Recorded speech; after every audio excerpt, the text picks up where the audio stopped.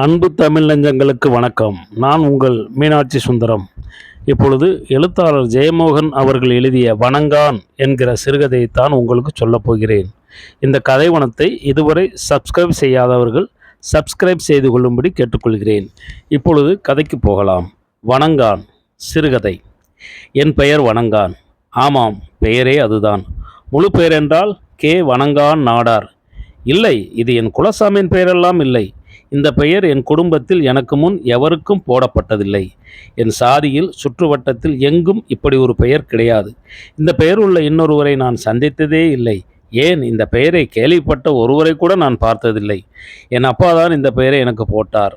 அந்த பெயரை போட்ட நாள் முதல் அவர் சாவது வரை 27 வருடம் இந்த பெயரை பற்றித்தான் அவர் பேசி கொண்டிருக்க நேர்ந்தது. நான் பொறியியல் படித்துவிட்டு முதலில் வேலைக்கு சென்றது பிலாயில். அங்கே அவர்களுக்கு எல்லா பேரும் ஒன்றுதான். ஆனால் அங்கே உள்ள அத்தனை தமிழர்களும் மலையாளிகளும் இந்த பெயர் பற்றி என்னிடம் கேட்டிருப்பார்கள். தமிழ்நாட்டுக்கு ஓய்வு பெற்று வந்து 4 வருடங்கள் ஆகிறது. இப்போது நெல்லை புறநகரில் வீடு கட்டி நானும் என் மனைவியும் மகளும் குடியிருக்கிறோம். என் மகளுக்கும் மருமகனுக்கும் நான் தேவையில்லாத இடங்களிலெல்லாம் இந்த பெயரை சொல்லி கொண்டிருக்கிறேன் என்று மனக்குறை.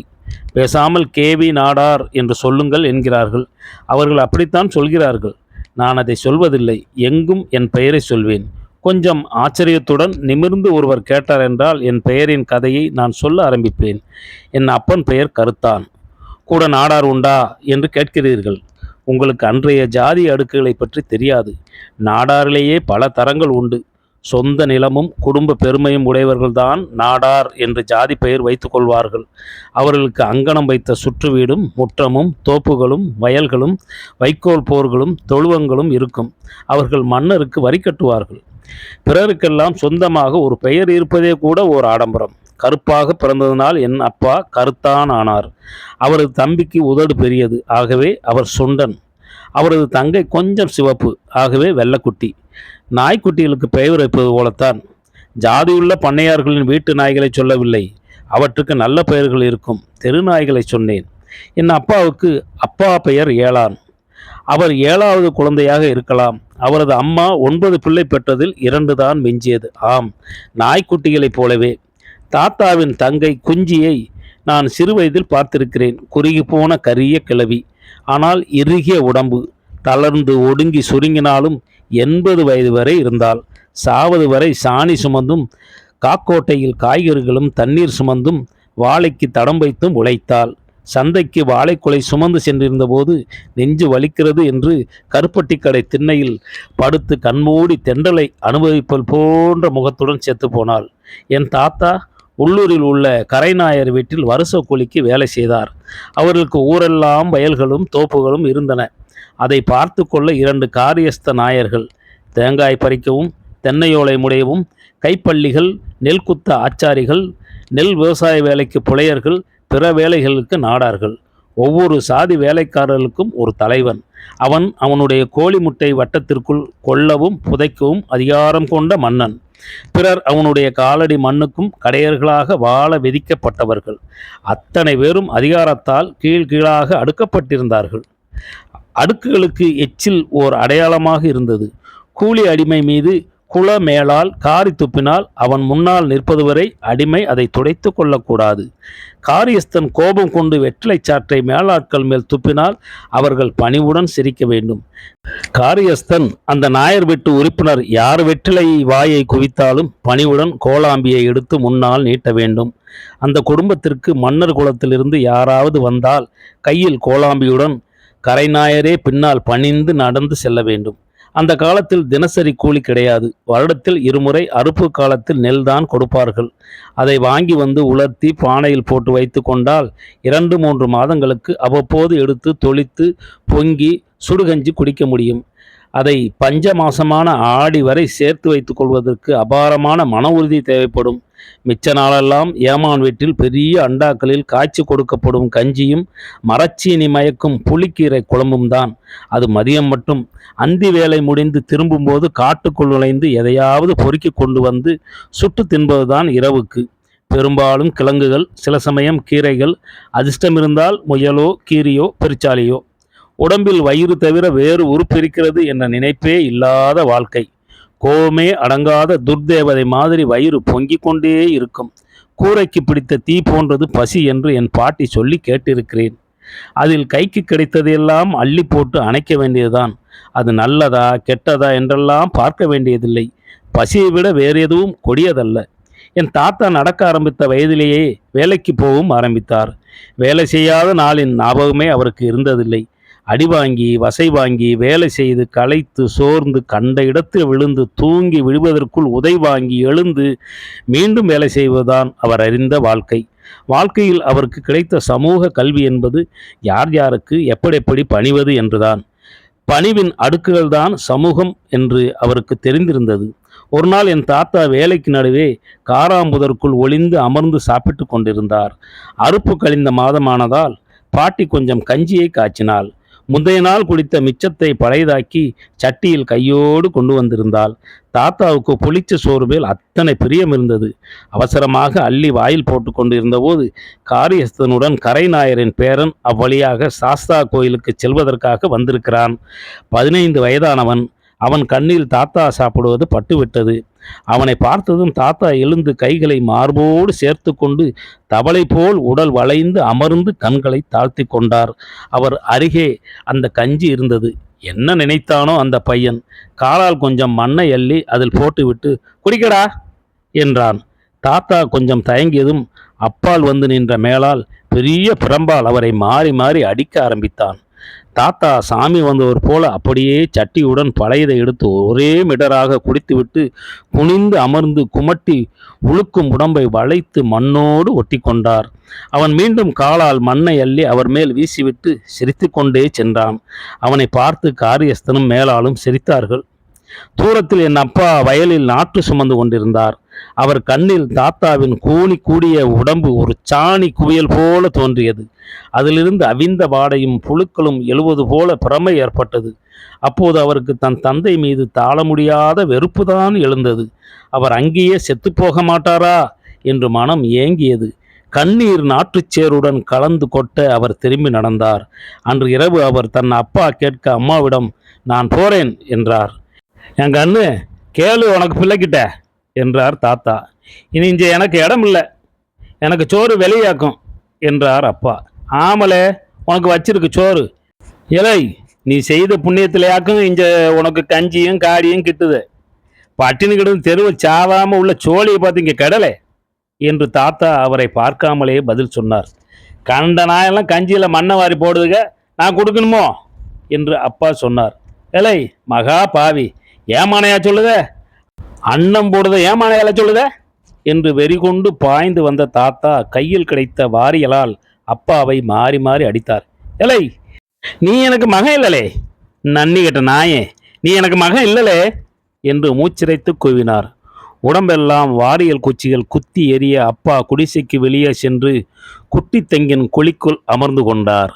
இருட்டு ஏறிய பின் பாட்டி வந்து போட்டு மக்கா, அவருக்கு குணம்தான் தெரியுமே, நீ வா, அம்மா உனக்கு சுட்ட கிழங்கு தாரேன் என்று அணைத்து உள்ளே கூட்டிச் சென்றாள். சுட்ட கிழங்கு சாப்பிட்டு பசியாறி தூங்கினார்கள். நள்ளிரவில் எழுந்த என் அப்பா வீட்டை விட்டு வெளியேறினார். ஆனால் அவரை சுலபமாக பிடித்து விட்டார்கள். அவர் நட்டாளம் பெருவழியில் நுழைந்தபோது அங்கே பெரிய வைக்கோல் போர் மீது காவலுக்கு தூங்கி கொண்டிருந்தவன் அவரை பார்த்து விட்டான். அதே நேரம் அவனுடைய நாயும் அவரை பார்த்து விட்டது. அது முதலில் குறைத்து கொண்டே வந்து அவரை பிடித்து கொண்டது. அவன் பின்னால் வந்து அவரை இழுத்து இடுப்பு கச்சியால் கட்டி இழுத்து சென்று எஜமானனின் வீட்டு முன்னால் போட்டான். காலையில் எழுந்து வெளியே வந்த ஏமான் பார்த்தது உடம்பெல்லாம் சிராய்ப்பும் மண்ணுமாக கிடந்த அப்பாவை. அப்பாவின் மேலால் வரவழைக்கப்பட்டு அவனுக்கு புளியமாறால் 20 அடி கொடுக்கப்பட்டது. தாத்தாவை இழுத்து வந்து எருக்குழியில் இடுப்பளவு புதைத்து வைத்தார்கள். அவர் கைகூப்பி ஏமானே பொண்ணுமானே, ஒன்று மரியா பயலாக்கம் ஏமானே, கொன்னு போடப்படாத ஏமானே என்று கதறினார். எஜமான் அவரது செல்ல யானையாகிய கொம்பன் கொச்சையப்பனை காலையில் கொஞ்ச நேரம் கொஞ்சுவதுண்டு. அதை காலையில் அவரது வீட்டு முற்றத்தில் கொண்டு வந்து கட்டி மாலையில்தான் கொண்டு செல்வார்கள். அன்றெல்லாம் வீட்டு முகப்பில் ஒரு கொம்பன் யானை காதாட்டி நிற்பது ஐஸ்வர்யம் என்று கருதப்பட்டது. யானைக்கு கொடுப்பதற்காக வெல்லம், கொட்டை தேங்காய் போன்றவற்றை ஒரு பெரிய தட்டில் வைத்து வேலைக்காரன் நாணன் நாயர் கொண்டு வைத்தான். ஏமானுக்கு அதை பார்த்தபோது ஒரு எண்ணம் வந்தது. அவனை கொண்டு வாடே என்றார். அப்பாவை கையும் காலையும் கட்டி இழுத்து தூக்கி வந்தார்கள். எஜமானின் ஆணைப்படி யானையின் 4 கால்களுக்கு நடுவே மாடு கட்டும் தறி ஒன்றை ஆழமாக அறைந்து அதில் அப்பாவை கட்டி போட்டார்கள். அப்பா அலறி திமிரி துடித்தார். யானைக்கு அடியில் சென்றதும் அச்சத்தில் மூச்சு நின்றது போல உடம்பு மட்டும் அதிர்ந்து கொண்டிருந்தது. சற்று நேரத்தில் மலமும் சிறுநீரும் வெளியேறியது. கொஞ்ச நேரம் சிரித்துவிட்டு எஜமான் எழுந்தார். வைகும் நேரம் வர அவன் கிடக்கட்ட, அவனை கொல்லணுமா வேண்டியான்னு கொச்சையப்பன் தீர்மானிக்கிட்டேன் என்று சொல்லிவிட்டு எழுந்து சென்றார். அப்பா மெல்ல நிதானமடைந்தார். கொஞ்ச நேரத்தில் பயமெல்லாம் போயிற்று. எப்படி அந்த அளவுக்கு மனம் தெளிவடைந்தது, எப்படி அந்த நாளின் ஒவ்வொரு காட்சியும் துல்லியமாக ஞாபகம் வைத்து கொள்ள முடிந்தது என்று அப்பா கடைசி வரை சொல்லி சொல்லி ஆச்சரியப்படுவார். யானையின் கால்கள் ஒவ்வொன்றும் காட்டுக்கோங்கு மரத்தின் அடிப்பட்டை போல வெடிப்புகளும் மடிப்புகளுமாக வெட்டி எடுத்து வைத்த தடி போல உருண்டு பெரிதாக இருந்தன. கிளை வேர்களை வெட்டி எடுத்த வெள்ளை தடம் போல நகங்கள். கொஞ்ச நேரம் நகங்களை பார்த்தபோது அவை ஒவ்வொன்றும் இராட்சச பல்வரிசை என்று தோன்றியது. அப்பாவை அவை ஏளனமாக பார்த்து சிரிப்பதை போல, தலைக்கு மேல் குகையின் அடிங்கருங்கல் பரப்பு போல அதன் அடிவயிறு, பெரியதோர் கலப்பை போல அதன் ஆண்குறி. யானை இருமுறை துதிக்கையை நீட்டி அப்பாவை தொட்டது. ஒரு முறை அது அடி போல பட்டு அப்பா தெரித்து விழுந்தார். அதன் பின் யானை அவரை பொருட்படுத்தவில்லை. அதன் 3 கால்கள் நிலத்தில் ஊன்றியிருக்க 4வது கால் லகுவாக எடுத்தும் அசைத்தும் வைக்கப்பட்ட போது காலின் அடிப்பகுதி தெரிந்தது.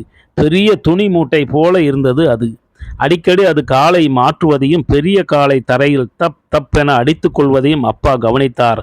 பேய்கரும்பை பீத்து அது தன் காலில் அடித்தபோது மண் தெறிக்கவே அப்பா ஐயோ என்றார். அதன் பின் அது மிக கவனமாக காலில் தட்டுவதை கொஞ்ச நேரம் கழித்தே கவனித்தார். பின்பக்கம் தப் தப் என்ற சூடான பச்சை தலை ஆவியுடன் பிண்டங்கள் விழ அதன் மேல் சிறுநீர் பாறை ஓடை போல பாசிப்பச்சை நிறத்தில் கொட்டியது. அப்பாவின் உடம்பெங்கும் யானை சிறுநீர் வீசியது.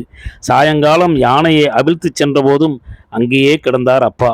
அவரை இழுத்துச் சென்று கயிற்றால் ஒரு தென்னை மரத்தில் கட்டி வைத்தார்கள். எருக்குழியில் கழுத்து வரை புதைத்திருந்த தாத்தாவை தூக்கி போலே என்று அடித்து துரத்தினார்கள். எருக்குழியின் சூட்டில் வெந்து சுருங்கி சுட்ட கொக்கு போல தோல்வழித்த உடலுடன் அவர் மார்பில் அரைந்து கதறினார். எனக்கு பயல ஒன்றும் செய்யப்படாது பொன்னம்மானே, உடையதே தெய்வமே, என் பயலை விட்டுருங்க தம்புரானே என்று கத்திக்கொண்டே அடிவாங்கி கொண்டு சென்றார் அவர். இரவு முழுக்க தன் கையின் கட்டை பல்லால் கடித்து கொஞ்சம் கொஞ்சமாக கிழித்து பிரித்து எடுத்து விட்டார் அப்பா. கூரிய சில்லாங்கல்லை எடுத்து பிற கட்டுகளை அறுத்தார். நள்ளிரவில் இருளில் அங்கிருந்து தப்பிச் சென்றார். இம்முறை எங்கும் சாலைக்கோ இடைவெளிக்கோ ஏறவில்லை. முழுக்க முழுக்க தோட்டங்கள், புதர்கள், வயல் வரப்புகள் வழியாகவே சென்றார். செல்லும்போது தன் அப்பாவை பற்றிய அருவருப்பே அவர் மனமெங்கும் நிறைந்திருந்தது. காரி காரி துப்பிக்கொண்டே சென்றார். மறுநாள் தன் அப்பாவுக்கு என்ன ஆகும் என்று நினைத்தார். தாயில சாவட்டு என்று சொல்லி கொண்டார். மேலும் 16 வருடம் கழித்து ஒரு முறை சேர்ந்து அமர்ந்து பழையது சாப்பிடும்போதுதான் தன் அப்பா அந்த நாள் முதல் கொடும் பட்டினியிலும் பழைய சோரை கையால் தொட்டதில்லை என்று தெரிந்து கண்ணீர் விட்டார். பாவப்பட்டனுக்கு பழி வாங்கணுமானா அவனுக்கு சொந்த தேகமும் வயரும் ஆன்மாவும் மட்டும்தானே இருக்கு என்பார் அப்பா. அப்பா நட்டாளத்திலிருந்து கருங்கல்லுக்கும் அங்கிருந்து திங்கள் சந்தைக்கும் சென்றார். அங்கிருந்து நாகர்கோயிலுக்கு. அப்போது அவருக்கு 8 வயது. எழுத்து படிப்பு வாசனை கிடையாது. அவர் வாழ்ந்த நட்டாளம் ஊரை தவிர வெளி உலகம் பற்றி கேள்விப்பட்டது கூட கிடையாது.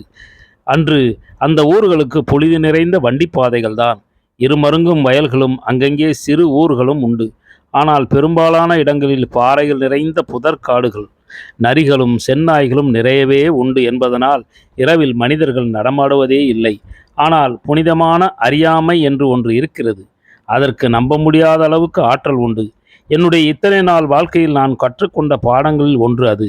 மனிதன் கள்ளமற்று இருக்கும்போது கடவுள் அவரது இரக்கமில்லாத விதிகளை எல்லாம் கொஞ்சம் தளர்த்து கொள்ள வேண்டும். வேறு வழியே இல்லை அவருக்கு. அந்த சக்தியால் தான் அப்பா அவ்வளவு தூரம் சென்றார். அதை நான் ஒரு முறை சொன்னபோது அப்பா சிரித்தார். போலே அறிவுகட்ட மோதி, எலை எனக்கு உடம்பு முழுக்க ஆணைக்கு வாசனையாக்கும். ஆனை மனம் கேட்டால் ஒரு நாய் நரி அறிவில் வருமாலே. நான் பின்ன எப்படி ஆக்கும்ல ஏமானுக்கு முட்டத்தில் இருந்து தப்புனேன். 12 நாய் ஆக்கும் காவலுக்கு.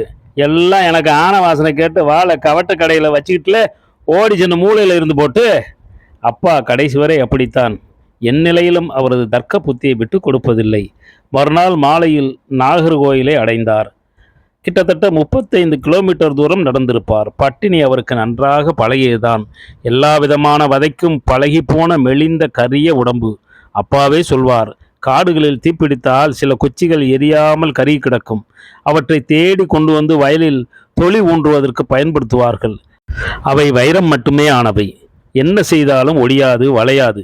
அதை போல அவர் இருந்தார். நாகர்கோயிலை பார்த்து அவர் என்ன நினைத்தார் என்றெல்லாம் அவருக்கு ஞாபகமில்லை. மிருகம் போல தின்பதற்கு என்ன கிடைக்கும் என்று மட்டும் பார்த்து கொண்டு நடந்திருப்பார். உடம்பெல்லாம் மண்ணும் சேரும். இடையில் கமுகுப்பாலையை கீறி கட்டி கொண்ட கோவணம். ஆனால் என் அப்பாவை நீங்க பார்த்திருக்க வேண்டும். அவரை போல லட்சணமான மனிதரை நீங்கள் குறைவாகவே பார்த்திருப்பீர்கள். கொஞ்சம் டென்சில் வாஷிங்டனின் சாயல் உண்டு அவருக்கு. இனிமையான நிதானமான கண்கள் கொண்டவர். அன்று அவரது கண்கள் இன்னும் அழகாக இருந்திருக்கும். காட்டு ஓடையில் கிடக்கும் கூழாங்கற்கள் போல கருமையாக, மினுமினுப்பாக, குளுமையாக இருந்திருக்கும்.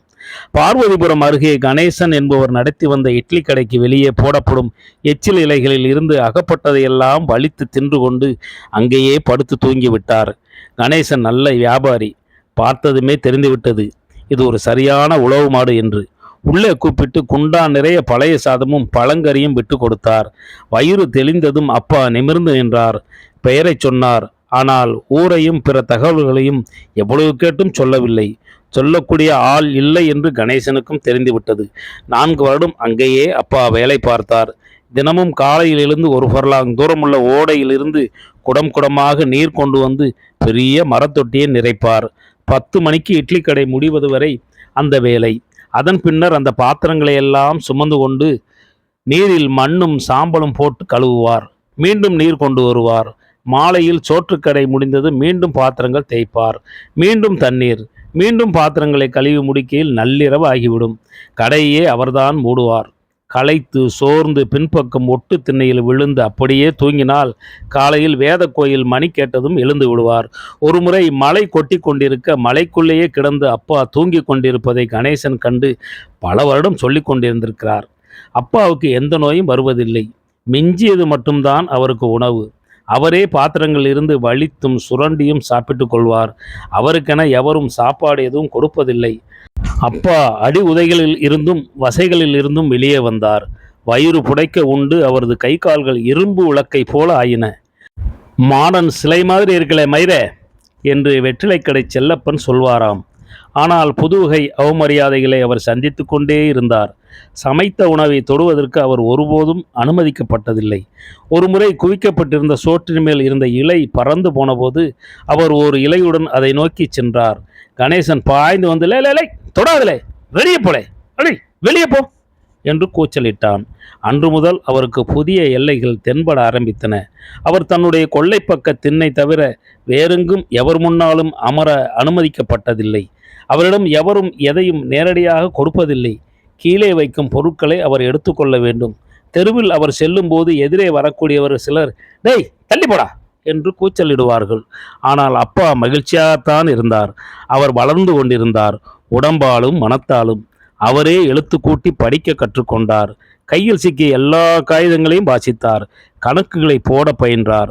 ஆங்கில எழுத்துக்களை கூட கற்றுக்கொண்டு உதிரி வார்த்தைகளை வாசிக்க ஆரம்பித்தார். தன் 13ஆம் வயதில் அவர் நாகர்கோயில் நீதிமன்றத்துக்கு எதிரில் இருந்த அம்புரோஸ் டீ கடையில் வேலைக்கு சேர்ந்தார். அங்கே அவர் பரிபார்பவனாக இருந்தார். அவ்வப்போது சமையலும் செய்தார்.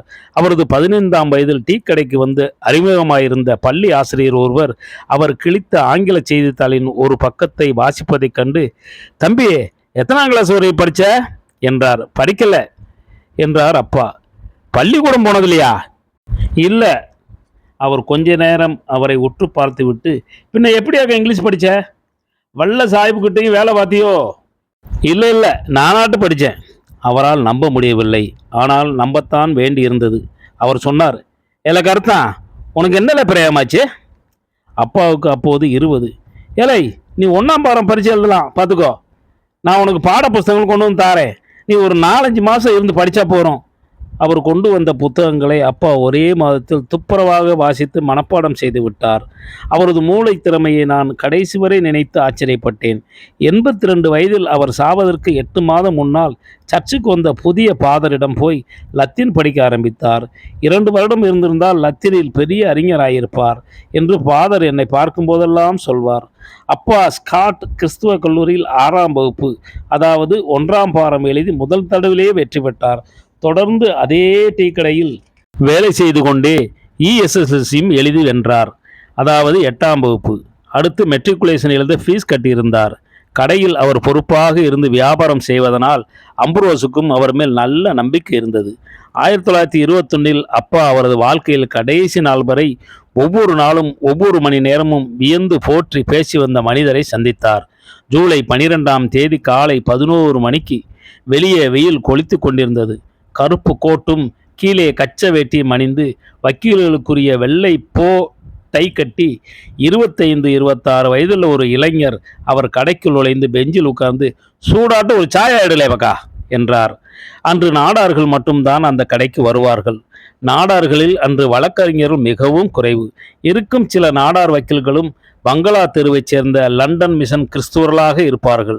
அவர்களின் நடை உடைகள் எல்லாமே ஆங்கிலோ இந்தியர்கள் போல இருக்கும். மற்ற நாடார்களை அவர்கள் உயர் சாதியினரிடம் கேவலமாக நடத்துவார்கள். இவர் தெற்கே விலவங்கோடு பக்கம் என்று பார்த்தாலே தெரிந்தது. அசைவில் தோற்றத்தில் எல்லாம் நாட்டுப்புறத்தனம். வெயிலுக்கு கோட்டின் பித்தான்களை கலற்றி காலரை நன்றாக மேலே ஏற்றி விட்டிருந்தார். கோட்டின் கைகளை சுருட்டி மடித்து முட்டுக்கு மேலே கொண்டு வந்து வைத்திருந்தார். அன்னைக்கு எனக்கு அவர் ஆறுன்னு தெரியாது. ஆனால் முதல் பார்வையில் அவர் ஆறுன்னு எனக்கு ஆத்மா கண்டுபிடிச்சு போட்டு. இன்னைக்கு அவர் அங்கே வந்ததும் இருந்ததும் காலை ஆட்டிக்கிட்டு இருந்து சாயாவை ஊதி குடித்ததும் கண்ணுலேயே நிற்குதே. நிப்பும் நடப்பும் கண்டா ஒரு அசல் காட்டு நாடாரு. சட்டையை கலட்டி போட்டால் 10 பனையை இந்தான்னு ஏறுவார்னு தோணி போடும். ஒரு அடினா நின்று அடிப்பார்னு தோணும். சாயாவை அப்படி சுற்றி சுற்றி ஊதி குடிக்கிறத கண்டா மங்களா தெரு வக்கீல் மாறுவை சிரிப்பாவ என்றார் அப்பா. பணம் கொடுத்து விட்டு, ஆப்ரஹாம் சாருக்கு ஆப்பீஸ் ஏதாக்கும் என்று அப்பாவிடம் கேட்டுவிட்டு அவர் கையில் இருந்த புத்தகத்தை பார்த்தார். அவர், என்ன புக்கு என்று விலவங்கோடு பாணி நீட்டலுடன் கேட்டார். மெட்ரிக்கு பரீட்சைக்கு பணம் கிட்டியிருக்கு. ஓ என்ற பின் வழியை தெரிந்து கொண்டு சென்றார். அவர் பெயர் நேசமணி. தக்கலை அருகே பள்ளியப்பாடி என்ற ஊரைச் சேர்ந்தவர். கொஞ்சம் நிலங்களும் தோப்புகளும் கொண்ட பெருவட்டர் குடும்பம். அவரது அப்பா பெயர் அப்பாவு பெருவட்டர். திருவனந்தபுரம் மகாராஜா கல்லூரியில் BA படித்து, திருவனந்தபுரம் சட்டக்கல்லூரி BL படித்து முடித்து நாகர்கோயில் பாரில் வக்கீலாக பதிவு செய்திருக்கிறார். ஆம், அவரேதான் மார்ஷல் நேசமணி என்ற பெயரில் கன்னியாகுமரியில் நாடார்களின் தலைவராக இன்றும் பக்தியுடன் நினைக்கப்படுபவர். அவர் காலத்தில் திருவிதாங்கூரில் அவர் வேறு காங்கிரஸ் வேறு என்று இருக்கவில்லை. திருவிதாங்கூர் சட்டசபை உறுப்பினராக தேர்தலில் வென்று சென்றார். கன்னியாகுமரி மாவட்டம் உருவாகி தமிழ்நாட்டுடன் இணைவதற்காக திருவிதாங்கூர் காங்கிரஸ் என்ற அமைப்பை உருவாக்கி போராடினார். தமிழக காங்கிரசின் தலைவராக இருந்தார். கடைசி வரை பாராளுமன்ற உறுப்பினராக பணியாற்றினார். நீதிமன்றத்துக்கு நேசமணி சென்ற முதல் நாளே பெரிய பிரச்சனை ஏற்பட்டது. கையில் வக்காலத்து பேப்பருடன் அவர் நீதிமன்றத்தில் நுழைந்தார். நீதிமன்றத்திற்குள் 7-8 நாற்காலிகளும் 4 முக்காலிகளும் போடப்பட்டிருந்தன.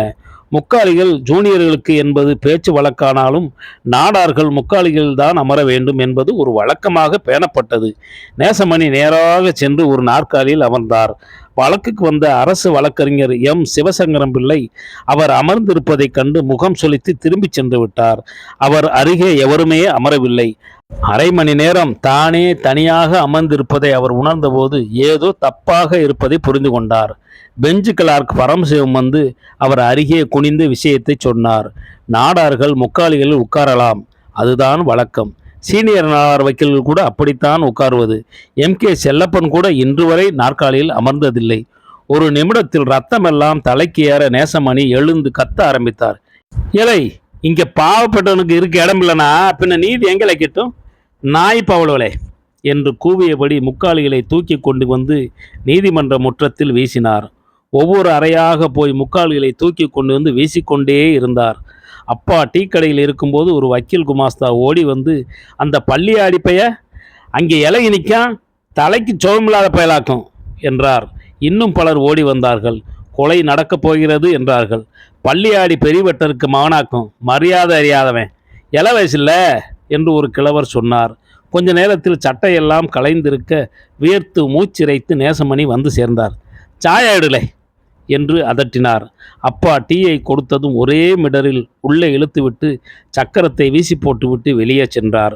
கொஞ்ச நேரத்தில் வெள்ளமடம் பகுதியைச் சேர்ந்த 20க்கும் மேற்பட்ட ரவுடிகள் கையில் கம்புகளுடன் டீ கடைக்கு வந்து நேசமணியை தேடினார்கள். அப்பாவை இழுத்து நிறுத்தி அவரை பற்றி கேட்டு மிரட்டினார்கள். நாகர்கோயில் முழுக்க அவர்கள் அவரை தேடி அலைந்தார்கள். அன்று நீதிமன்றம் ஒத்திவைக்கப்பட்டது. நகர் முழுக்க இதுவே பேச்சாக இருந்தது. வெள்ளமட பயமாக்கலாக்கும்லே, வெட்டுங்கொலையும் அதுகளுக்கு விளையாட்டாக்கும் என்றார்கள். ஒரு நல்ல கொலை நகரில் நடந்து நெடுநாட்கள் ஆயிற்று என்றார்கள். மறுநாள் பள்ளியாடியிலிருந்து கம்புகளும் அரிவாட்களும் ஏந்திய 50 ஆட்களுடன் நேசமணி திருவனந்தபுரம் பயோனியர் பஸ்ஸில் வந்து இறங்கினார். அவர்கள் சூழ வர வக்காலத்தை தூக்கி கொண்டு நீதிமன்றத்துக்குள் சென்றார். அவருடைய ஆட்கள் நீதிமன்றத்துக்கு வெளியே நிறைந்திருந்தார்கள். கொஞ்சம் கொஞ்சமாக நீதிமன்றம் முன்னால் கூட்டம் சேர ஆரம்பித்தது. ஒரு கட்டத்தில் வெள்ளாள வக்கீல்களும் நாயர் வக்கீல்களும் பின்பக்கம் வழியாக தப்பி ஓட வேண்டியிருந்தது. 4-5 நாள் நீதிமன்றம் இல்லை. நகரமெங்கும் பதற்றமாகவே இருந்தது. எல்லா டீ கடைகளும் எல்லா வீடுகளும் இதே பேச்சு. விஷயத்தில் சர்ச் தலையிட்டது. பிஷப் வந்து நீதிபதியிடம் பேசினார். ரெசிடென்ட் துறைக்கு மனு கொடுக்க போவதாக பேச்சு அடிபட்டது. அந்த செய்தி வெள்ளாள நாயர் வக்கீல்களை அச்சுறுத்தியது. ஆரம்பத்தில் வீரமாக நின்ற பலர் பின்வாங்கினார்கள். கேசில்லாத இளவட்டங்கள் சிலர் கத்தினாலும் எல்லா சீனியர்களும் ஒதுங்கி கொண்டார்கள். மீண்டும் நீதிமன்றம் கூடியபோது புதிய நாற்காலிகள் வாங்கி எல்லோருக்கும் போடப்பட்டிருந்தது. நேசமணியும் அவரது நண்பர்களும் பெரும் கூட்டமாக வந்து டீ கடை முன்னால் சாலையில் நின்று டீ குடித்தார்கள். அப்பாதான் அன்றைக்கு டீ போட்டார். 178 டீ. அதன் பின் கண்ணெதிரில் நேசமணி வளர்ந்து பெரிதாவதை அப்பா கண்டார். அவர் டீ குடிக்க வருவதில்லை. அவருடைய ஆபீஸுக்கு டீ கொண்டு கொடுக்க வேண்டியிருக்கும். சில சமயம் பையன்கள் இல்லாவிட்டால் அப்பாவே செல்வார். நேசமணியின் ஆபீஸ் வாசலில் எந்நேரமும் ஆட்கள் கூட்டமாக நிற்பார்கள். அழுது கொண்டு அமர்ந்திருக்கும் பெண்களையும் கோபத்துடனும் கொந்தளிப்புடனும் விவாதித்து கொண்டிருக்கும் கிராமத்தினரையும் தாண்டி டீயை கொண்டு சென்றால் அங்கே வெள்ளை சட்டையும் டையையும் எல்லாம் கலற்றி ஆணியில் மாட்டிவிட்டு சட்டை இல்லாமல் நாற்காலியில் கால்களை தூக்கி வைத்து கொண்டு உறக்க சிரித்து பேசி கொண்டிருக்கும் நேசமணியை பார்க்க முடியும். எப்போதும் முடிந்தவரை உச்சத்தில் பேசுவது விளவங்கோடு கல்குளம் பக்கத்து வழக்கம். எப்போதும் அங்கே 7-8 பேர் இருப்பார்கள். உள்ளே வெளியே நிற்கப்பட்ட எல்லாருக்கும் சாய கொள்றே என்று அவர் சொல்வார்.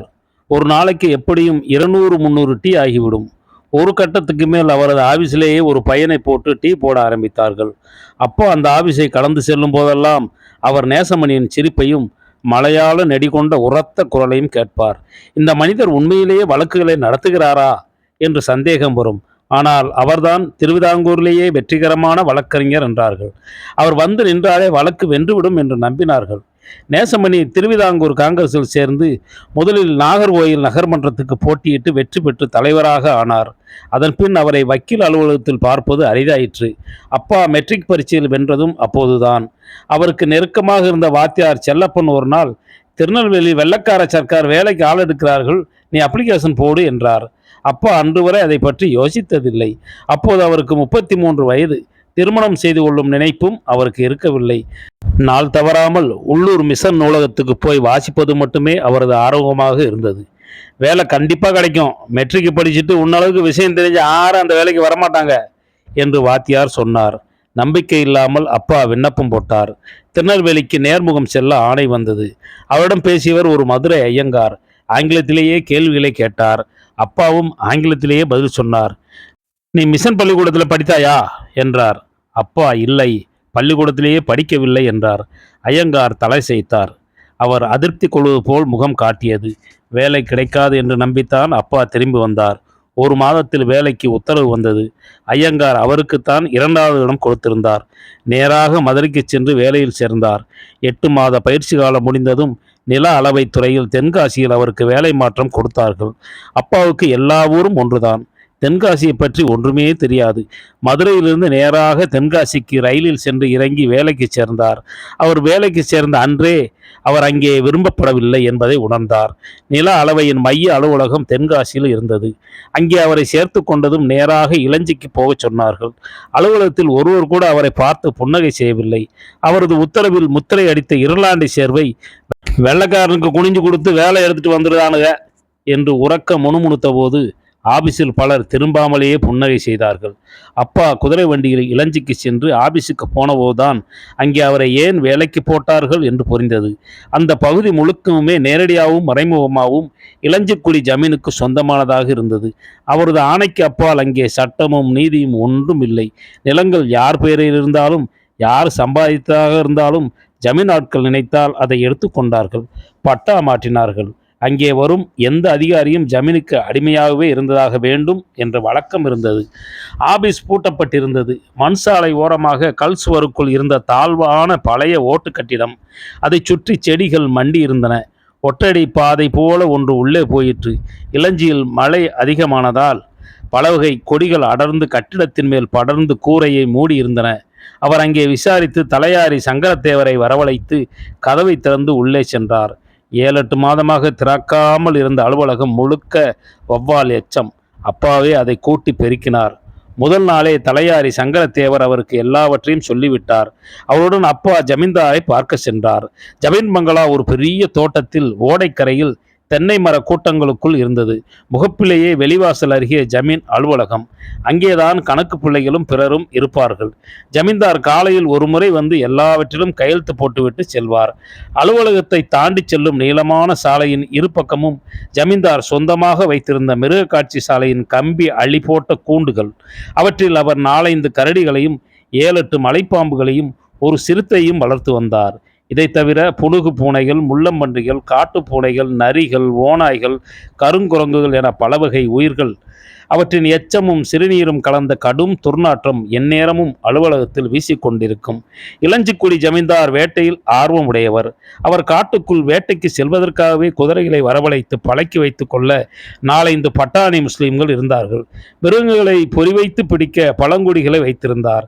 அவருக்கு பிடிக்காதவர்களை கரடி மலைப்பாம்புகளுடன் போட்டு கூண்டுகளில் அடைத்து இரவெல்லாம் வைத்திருப்பது அவரது வழக்கம். கரடியால் கிளிப்பட்டு பலர் இறந்திருக்கிறார்கள் என்றார் சங்கரத்தேவர். மலைப்பாம்பை கண்டு பயந்தே ஒரு சிறுவன் உள்ளே செத்து கிடந்திருக்கிறான். அப்பாவும் தேவரும் வாசலை அடைந்தபோது கணக்கு பிள்ளை வெளியே வந்து அப்பாவிடம், "எலை, நீ நான் தானே? அந்த ஏறி வேறைய வெளியே நில்லே, திண்ணையிலே ஏறாத, செருப்பை கழட்டி மூளையை போடு" என்றார். அப்பா அலுவலகத்துக்கு வெளியே நின்று கொண்டார். தேவரை மட்டும் திண்ணையில் ஏறி அமரச் செய்தார்கள். 8 மணிக்கு அலுவலகத்தில் அனைவருக்கும் பதநீர் கொண்டு வந்து கொடுப்பார்கள். அதை அத்தனை பேருக்கும் மண் கோப்பையில் கொடுத்துவிட்டு அப்பாவுக்கு மட்டும் ஓலைப்பட்டையில் கொடுத்தார்கள். பட்டையை வெளியே கொண்டு சென்று போடச் சொன்னார்கள். 10 மணி வரை அங்கேயே காத்திருக்க வேண்டியிருந்தது. 1 மணி நேரம் நின்ற பின் அப்பா தரையில் குந்தி அமர்ந்து கொண்டார்.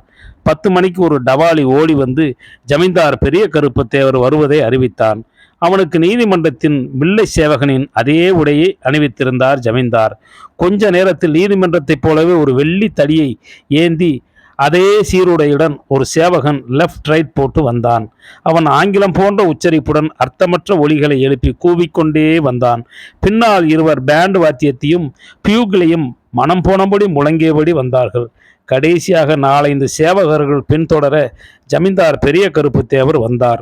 அவர் வெள்ளைக்கார லெப்டினன்ட்டின் சீருடையை தைக்கச் செய்து அணிந்திருந்தார். இடுப்பில் கைத்துப்பாக்கியும் கைகளில் வெள்ளை கையுறைகளும் கால்களில் பெரிய வேட்டை பூட்டுகளும் அணிந்து பெரிய எடை கொண்ட உடலை சிரமப்பட்டு நகர்த்தி கொண்டு வந்தார். அவர் வந்ததும் அத்தனை பேரும் எழுந்து நின்று அவரை வாழ்த்தி கூச்சல் போட்டார்கள். அப்போது அவர்கள் ஹிட்லரின் படைகள் செய்வது போல வலது கையை முன்னால் நீட்டியிருந்தார்கள். அதெல்லாம் அங்கே பழக்கப்படுத்தப்பட்டிருந்தது. ஜமீன்தார் அலுவலகத்தின் படிகளில் ஏறிய போது அப்பாவை பார்த்தார். அப்பா கழுத்து மூடிய வெள்ளை சட்டையும் அதன் மேல் கருப்பு கோட்டும் போட்டு கச்ச வேட்டி கட்டியிருந்தார். தலையில் தலைப்பாகையை தொப்பி போல வைத்திருந்தார். அது அன்று எல்லா அரசாங்க அதிகாரிகளுக்கும் உரிய உடை. கணக்கு பிள்ளை, "புதிய ஆளாக்கம், திருவிதாங்கூர்காரே, நாடானாக்கும்" என்றார். சட்டென்று ஜமீன்தார் கடும் கோபத்துடன் கையில் இருந்த பிரம்பால் அப்பாவை மாறி மாறி அடித்தபடி, "கபர்தார், ஃபூல்" என்று கத்த ஆரம்பித்தார். தலையாரிடம் அப்பாவை பிடித்து கட்டி சவுக்கால் அடிக்கும்படி சொன்னார். கணக்கு பிள்ளை உள்ளே புகுந்து அவரை நிதானமடைய செய்து, அப்பா அரசாங்க உத்தியோகஸ்தர் என்றும் அப்படி செய்ய முடியாது என்றும் சொன்னார். மெல்ல ஜமீன்தார் அடங்கி பெரிதாக மூச்சு விட்டு கொண்டு வசைபாட ஆரம்பித்த போதுதான் அவரது கோபத்துக்கு என்ன காரணம் என்று தெரிந்தது. அவர் முன் ஒரு நாடார் அப்படி உடையணிந்து நின்றது அவருக்கு பிடிக்கவில்லை. அவர் உள்ளே சென்றதும் கணக்கு பிள்ளை அப்பாவிடம் தலைப்பாகையும் சட்டையும் கலற்று என்று அதட்டினார். ஜமீன்தார் தலையை வெட்டிவிடவும் அஞ்சமாட்டார் என்றார். அச்சத்தாலும் அவமானத்தாலும் கூசி போனவராக அப்பா தலைப்பாகையும் சட்டையும் கலற்றினார். வெற்று மார்புடன் கைகட்டி நின்றார். அவரது உடலில் பிரம்படி காயங்கள் சிவந்து வரியோடின. ஜமீன்தார் மீண்டும் வெளியே வந்தபோது அப்பாவை வெறுப்புடன் பார்த்தார். பார்த்து மரியாதை வேலை செய்த தலையோடு வீடுவோவே என்னல என்ற பின் அவரது உடல் மேல் துப்பிவிட்டு சென்றார். எச்சில் வலியும் உடலுடன் அப்பா திரும்பி நடந்தார். அமில மாதிரி அந்த எச்சில் உடலை எரித்தது. திரும்பி வந்து தன் அலுவலக அறையில் அமர்ந்து மனமுடைந்து அழுதார். தலையாரி சங்கரத்தேவர் மெல்லிய கிண்டலுடன் பார்த்து கொண்டு சென்றார். அன்று பகலும் இரவும் அப்படியே அந்த நாற்காலியிலேயே அப்பா அமர்ந்திருந்தார். அவர் மனமுழுக்க உதிரி எண்ணங்களாக ஓடிக்கொண்டிருந்தன. மறுநாள் காலையில் மனம் கல்போல் இறுகிப்போய் இருந்தது. அப்பா அலுவலகத்திலேயே தங்கி கொண்டார். அலுவலக வளாகத்திலேயே குளமும் கக்குசும் இருந்தது. பின்பக்கம் ஒரு சாய்ப்பு இறக்கி அதில் அடுப்பு செய்து கொண்டார். பாத்திரங்களும் அரிசி பருப்பும் விறகும் வாங்கி அவரே சமைத்து கொண்டார். அவருக்கு உதவியாக பியூன் கந்தசாமி தினமும் வந்து செல்வான். தலையாரி தேவர் அவருக்கு தோன்றும்போது வருவார். அவருக்கு பெரும்பாலும் வேலை ஜமீனில்தான். ஒரு மாதத்தில் அப்பா எல்லா கோப்புகளையும் வாசித்து விட்டார். அதற்கு முன்னால் இருந்த ஐயர் ஜமீன்தார் சொன்னதையெல்லாம் செய்து 8 மாதம் சமாளித்துவிட்டு கையை காலை பிடித்து மாறுதல் வாங்கி போன பிறகு எந்த வேலையும் நடக்கவில்லை. அப்பா எல்லாவற்றையும் சரியாக பதிவு செய்ய ஆரம்பித்தார். ஆவணங்களின் மூலங்களை ஒப்பிட்டார். பின்னர் ஜமீன்தாருக்கு பெரிய ஒரு கடிதம் எழுதினார். உண்மையான கணக்குகளையும் ஆவணங்களையும் உடனே பதிவு செய்ய வேண்டும் என்று சொன்னார். மோசடிகளையும் தவறுகளையும் சுட்டி காட்டியிருந்தார். 4-5 நாட்கள் கழித்து தலையாரி தேவர் வந்து ஜமீன் கணக்கு பிள்ளை அவரை வந்து பார்க்கும்படி சொல்லி அனுப்பியதாக சொன்னார். வர முடியாது என்று அப்பா சொல்லிவிட்டார். 2 நாள் கழித்து ஜமீன்தாரே பார்க்க விரும்புவதாக தகவல் வந்தது. அதற்கும் அப்பா மறுத்துவிட்டார். ஜமீன் அலுவலகம் எப்படி நிலை குலைந்திருக்கும் என்று அவரால் ஊகிக்க முடிந்தது. மறுநாள் தலையாரி சங்கரத்தேவர் வேல்கம்பு ஏந்திய இன்னொரு தேவனுடன் வந்து, "வேய், பேசாம வந்துடும் கேட்டரா? நாங்க உங்க கையை காலை வெட்டி இழுத்துக்கிட்டு போனா நல்லா இருக்காது" என்றார். கடும் கோபத்துடன், "முடிஞ்சா கூட்டிட்டு போடா டேய்.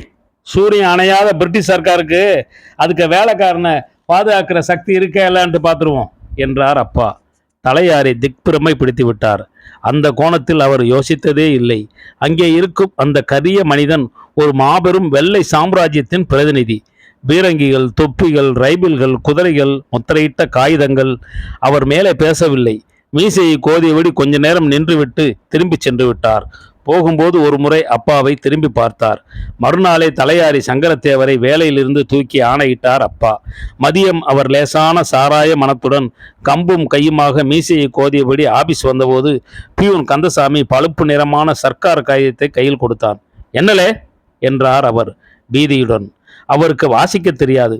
"உம்ம வேலையை விட்டு தூக்கிட்டார்வே நாடாரு" என்றான் கந்தசாமி. சங்கரத்தேவர் திகிலெடுத்து நின்றார். அவர் அப்படி ஒன்று நிகழ முடியும் என்றே எதிர்பார்க்கவில்லை. நேராக வந்து, "என்னவே இது?" என்று காகிதத்தை ஆட்டி காட்டினார். "கவர்மெண்ட் பேப்பராக்கும், அப்படி ஆட்டப்படாது" என்றார் அப்பா. தேவர் கை காற்றில் நின்றது. முகம் வெளிரியது. "இனிமே நீர் வர வேண்டாம். அங்கே ஜமீன்லேயே போய் வேலை பாரும்" அப்பா சொன்னார். ஏதோ சொல்ல வந்து சொல்ல முடியாமல் பிரமை பிடித்தவராக சங்கரத்தேவர் கிளம்பி சென்றார். மறுநாள் அவரும் அவர் மனைவியும் வந்து அப்பாவிடம் அழுது மன்றாடினார்கள்.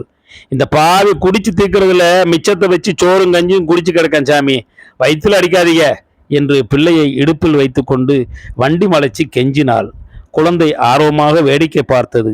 அவள் இடுப்பை பிடித்து கொண்டு முழு நிர்வாணமாக ஒரு பையன் மூக்கில் கைவிட்டு கொண்டு விழித்து பார்த்தான். தேவர் தூண்மறைவில் ஒளிந்து நின்று ஓரக்கண்ணால் பார்த்தார். "சரி, உனக்காக பார்க்கேன். நான் 6 சோத்துலேயும் மண்ணை போடுவதும் இல்லை" என்றார் அப்பா. தேவரிடம், "ஆனா இனிமே தினம் காலம்பரை இங்கே வரணும். நான் சொல்றப்ப தான் போகணும். சொல்ற வேலையை செய்யணும். இந்த ஆபீஸ்க்குள்ள தான் என்ன நடந்தாலும் நீர் தான் பொறுப்பு, கேட்டாரா?" என்றார். "சரி" என்றார் அவர். "இனிமே என்னை சாருன்னு தான் கூப்பிடணும். இந்த சர்க்கார் உத்தரவு அந்த தாளில் எழுதியிருக்கு." "சரி சார்" என்றார் தேவர். எதிர்பாராத வகையில் பட்டீர் என்று ஒரு சல்யூட் அடித்தார். மறுநாள் கணக்கு பிள்ளை தேவரை கூப்பிட்டு அப்பாவை ஏன் அழைத்து வரவில்லை என்று திட்டினார். தேவர் உறுதியாக சொல்லிவிட்டார். "இங்கே பாருங்க, நான் சர்க்காருக்கு உத்தியோகஸ்தனாக்கும், மேலே சூரியனுக்கு கெட்டு போட்டு வச்சிருக்கப்பட்ட ராஜ்யமாக்கும் எனக்குள்ளது. நீங்கள் வெளியில் என்ன வேணும்னாலும் செய்யுங்க. ஆஃபீஸில் சார் எனக்கு எஜமா, நான் வேலைக்காரன். அங்கே சார் சொன்னால் நான் சரசரன்ட்டு 10 தலையை வெட்டி அடிக்க போடுவேன். பின்ன எனக்கு மேலே வருத்தப்படப்படாது. ஏய், அவன் சொன்னா என் தலையை வெட்டுவியாலே என்றார் கணக்கு பிள்ளை. பின்ன சார் சொன்ன வெட்டணும்ல, சர்க்கார் சொல்லுவான். நீர் என்ன பூஞ்ச பிள்ளைவாள்? சார் சொன்னார்னாக்கா வந்து ஜமீன் தலையை வெட்டி கீழே வச்சிருவோம்ல என்றார் தேவர். கணக்கு பிள்ளைக்கு கண் பிதுங்கி விட்டது. சூரியனை மந்திரம் போட்டு வச்சிருக்கப்பட்ட ராஜ்யமாக்கும். இந்த கண்டீரா நோட்டீஸே என்று அப்பா அவருக்கு அளித்த வேலை நீக்க கடிதத்தை நீட்டினார். பிள்ளைவாள் அதை கையில் வாங்க தைரியப்படவில்லை. அதை தேவரே வந்து அப்பாவிடம் சொன்னார். கிட்டத்தட்ட 1 மாதம் வரை இழுபறி நீடித்தது. 3வது நோட்டீஸ் போனபோது கணக்கு பிள்ளை நோட்டீஸுடன் அவரே அப்பாவை பார்க்க வந்தார். வந்ததும் என்னவே என்று சுபாவமாக உள்ளே நுழைந்த முயன்றவரை தேவர் தடுத்து, சார் எழுதுகாரில்லவ, அவர் விழிக்கட்டும், போலாம், இரியும் என்று வாசலில் நிறுத்திவிட்டார். கணக்கு பிள்ளை வெளிறிவிட்டார். பிறகு உள்ளே வந்தபோது அவரால் வந்த வேகத்தில் பேச முடியவில்லை. அப்பா கணக்குகளில் உள்ள சிக்கல்களை சொன்னபோது, இங்கே இப்படியாக்கும், அது சர்க்காருக்கு தெரியும் என்றார். சரி, அப்போ நான் சர்க்காருக்கு எழுதுவேன் என்றார் அப்பா. அப்படி எழுதுகிற வளமுறையெல்லாம் இல்லைல்ல என்றார் கணக்கு பிள்ளை. பின்ன நான் எனக்கு சோழியை பார்க்கணும்ல. கணக்கு பிள்ளைக்கு என்ன சொல்வதென்றே தெரியவில்லை. பெரிய கருப்பு தேவர் கலெக்டருக்கு செல்ல பிள்ளையாக்கும். ஒரு வார்த்தை சொன்னா துறை இங்கே ஓடி வந்து போடுவார். துறைக்கு வேட்டைக்கு போகிறதுக்கு கூட்டுக்காரர் நம்ம தேவரில்ல என்றார் பிள்ளைவாள். அப்பா, அது எனக்கு எதுக்கு, நான் மேலே எழுதுகேன், கலெக்டர் அவருக்கு தோணுதே செய்யட்டும் என்றார். எனக்கு சோழியை நான் செய்தேன்னு தேவர்கிட்ட சொல்லிடுங்கோ. இவனுக்கு கிறுக்கா என்று பிள்ளைவாள் நினைத்தார்.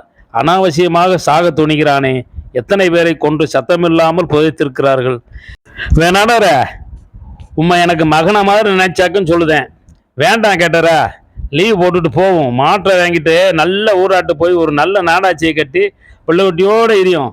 இது கொலகாரப்பைய ஊர், வெட்டி புதைச்சிருவாடுவ. தேவருக்கு ஆளை கொழுது ஒரு விளையாட்டாக்கும் என்றார்.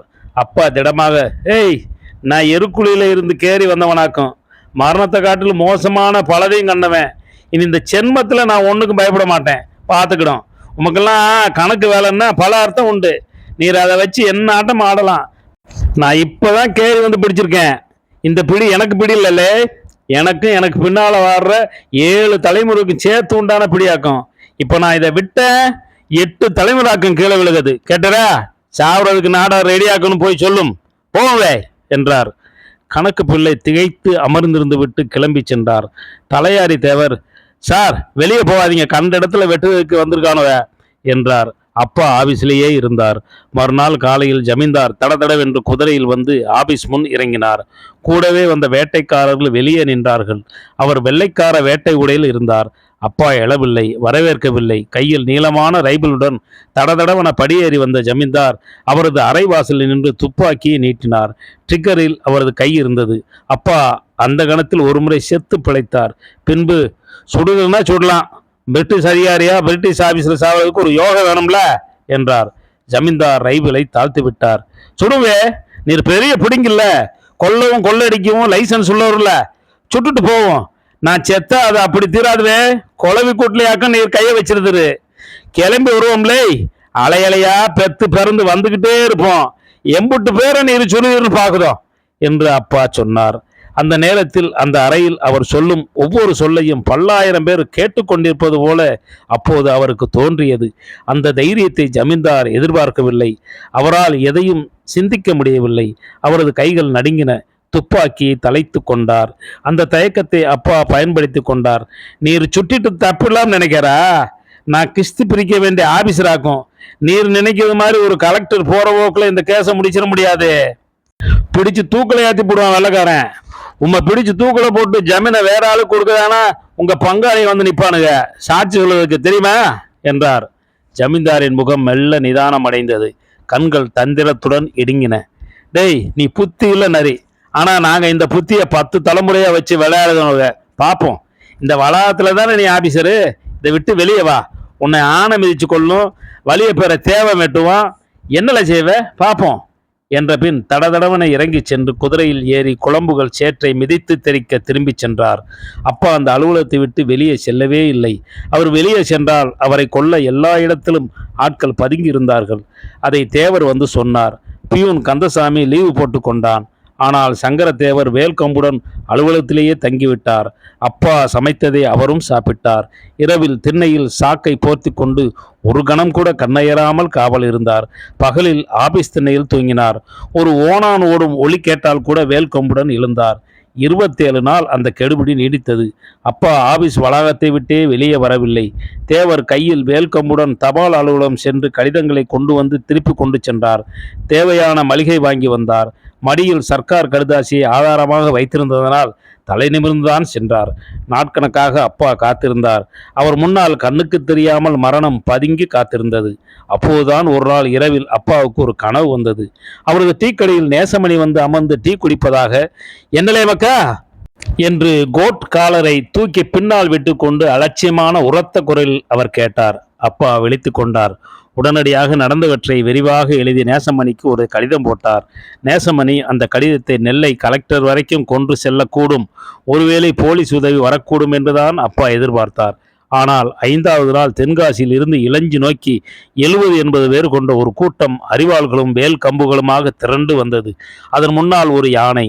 காங்கிரசுக்கு ஜே, மகாத்மா காந்திக்கு ஜே, பண்டிட் நேருவுக்கு ஜே, சுபாஷ் சந்திர போஸுக்கு ஜே என்று பெரும் கூச்சல். அப்பா மதியம் ஆபீஸில் இருந்தபோது சத்தம் கேட்டு வெளியே வந்தார். தேவர் அரிவாளுடன் வாசலில் சென்று நின்று, உள்ள போங்க சார், என்னை மீறி ஒருத்தனும் உள்ள வந்துக்கிட மாட்டான் என்றார்.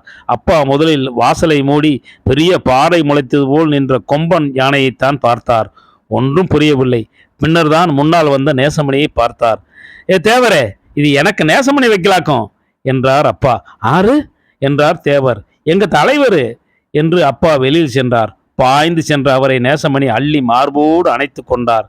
ஆணுக்கு பிறந்தவங்கள நீயே, நின்று காட்டினியே, லேய் நின்று காட்டணும்லே, எங்கேயும் நாம நின்று காட்டணும், நீ வெளியே இறங்கினா எவன் வெட்டுவான் பார்ப்போம், ஏறல ஆன மேல என்றார். அப்பா ஐயோ என்றார். இல்லை நானாக்கும் சொல்லுது, ஏறு ஆன மேல. அவர் பாகனுக்கு கைகாட்ட யானை குனிந்து முன்காலை காட்டியது. அதன் காதை பற்றி கொண்டு காலில் மிதித்து ஏறி மத்தகத்தின் மேல் அமர்ந்தார் அப்பா. பெரியதோர் பாறை மேல் அமர்ந்து கொண்டது போல இருந்தது. பாகன் சத்தம் கொடுத்ததும் யானை எழுந்தது. அப்பா மேலே சென்றார். அந்த அசைவை அவர் வாழ்நாள் முழுக்க ஆவேசமாக வர்ணிப்பதுண்டு. எத்தனை முறை எத்தனை சொற்களில் அதை சொல்லியிருக்கிறார். அதிகம் போனால் 3 அடி உயரம் அந்த மேலெலும்பும் அசைவு இருந்திருக்கும்.